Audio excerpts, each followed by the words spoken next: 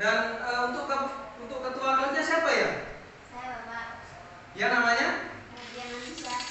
Oke, kepada Mbak Ferdian Anissa silakan untuk memimpin doa pada pagi hari ini. Monggo dipersilahkan. Baik, Bapak. Sebelum dimulai pelajaran, marilah kita berdoa. Berdoa dimulai.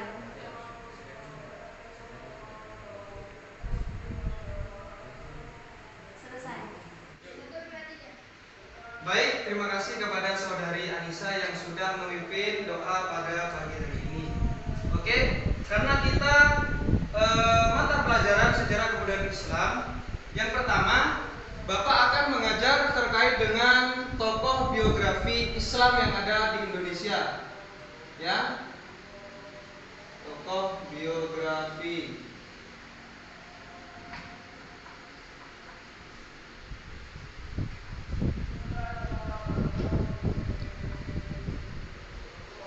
Sebelum itu silakan anak-anak membuka buku paketnya halaman 19.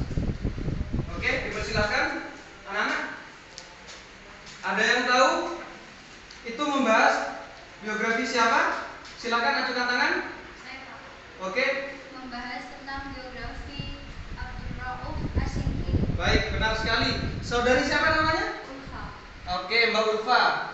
Kita akan membahas tokoh biografi Islam yaitu Abdurrauf Asingkili.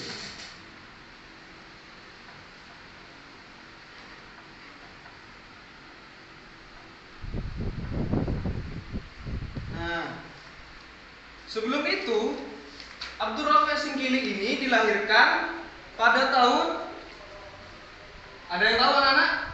Saya, Pak. Oke, silakan. 1615 Hijriah. Betul. Tahun 1619. Hijriah, Pak.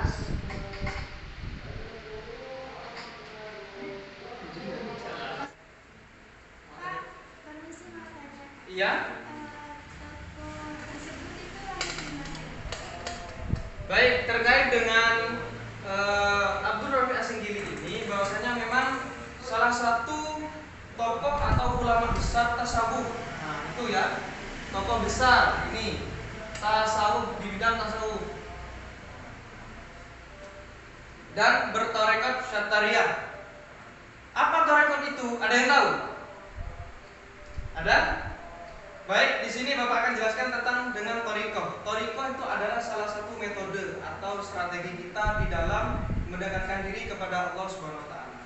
Seperti itu ya. Oke. Selanjutnya yaitu berkaitan dengan perjalanan belajar dari Syekh Abdurrauf Asingkili. Beliau belajar dari bukan hanya dari segi informal saja, melainkan pendidikan formal juga. Itu. Sebagai ulama tasawuf, Syekh Abdurrauf tidak dapat dipisahkan dari tarekat Syatariyahnya, yaitu pada masa mudanya perjalanan belajar pada saat mudanya Syekh Abdurrauf Asingkili ini yaitu belajar pada ayahnya sendiri atau bapaknya. Nah, lalu ia kemudian juga belajar di beberapa ulama-ulama yang ada di Banda Aceh atau di Fansur, itu ya. Belajar di Banda Aceh atau Fansur. Itu. Nah, lalu berangkat ke tanah Arab dengan tujuan mempelajari agama yang pertama, mempelajari agama, memperdalam ilmu agama. Nah, selanjutnya menimba ilmu pada pusat-pusat yang ada mulai dari Yaman hingga Mekah, yaitu perjalanan orang yang mau naik haji, seperti itu ya anak-anak ya.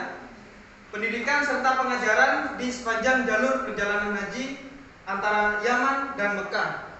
Jadi dari ini semua belajar mulai dari perjalanan Mekah atau dari sekitar Yaman sampai Mekah. Nah, ini dari segi formalnya. Dari segi informalnya, nah, Syekh Abdurrauf Asingkili ini bukan hanya belajar dari guru-guru bukan hanya belajar dari perjalanan haji mulai dari antara Yaman sampai Mekah, juga beliau belajar dari ulama-ulama yang ada di tempat tersebut, yaitu dari segi informalnya. Dari segi informalnya yaitu berguru atau kalau di sini itu tutor sebaya ya, kepada ulama-ulama yang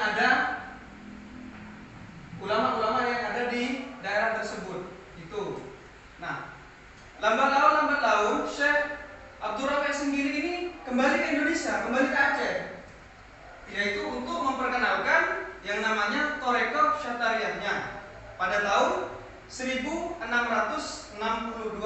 Masehi dan mengajarkan serta mengembangkan Thariqah Syatariah yang telah diperoleh dari pembelajarannya selama dari Yaman hingga Mekah. Itu anak-anak ya. Dapat dipahami sampai sini? Mungkin ada yang dipertanyakan? Paham ya? Oke, terima kasih.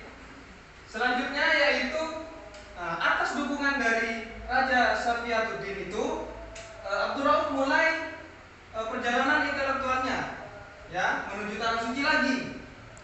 Anak-anak, dari penjelasan Bapak pada pagi hari ini, mulai dari lahirnya dari Syekh Abdul Rauf As-Singgili, perjalanan belajar dan karya-karyanya, mungkin anak-anak ada yang ingin ditanyakan, monggo dipersilahkan.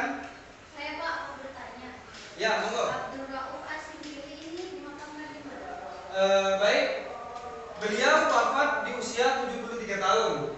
Ingat ya, usia 73 tahun. Dan beliau dimakamkan di dekat masjid yang pernah beliau dirikan, yaitu di Kuala Aceh, tepatnya di Desa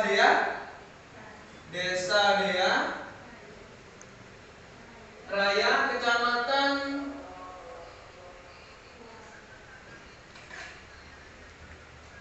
Kuala Aceh. Nah, sekitar 5 km dari Banda Aceh. Itu tempat beliau dimakamkan. Nah, mungkin dari pembahasan yang Bapak bahas pada pagi hari ini cukup sekian.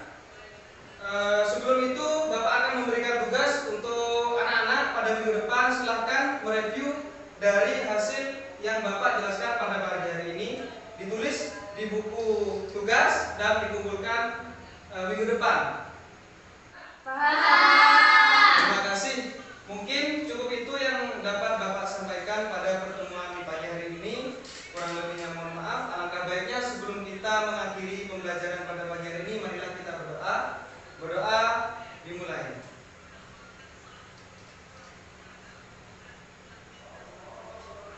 Berdoa selesai. Terima kasih. Ihdinas siratal mustaqim. Wallahul muwaffiq ila aqwamit thoriq. Wassalamualaikum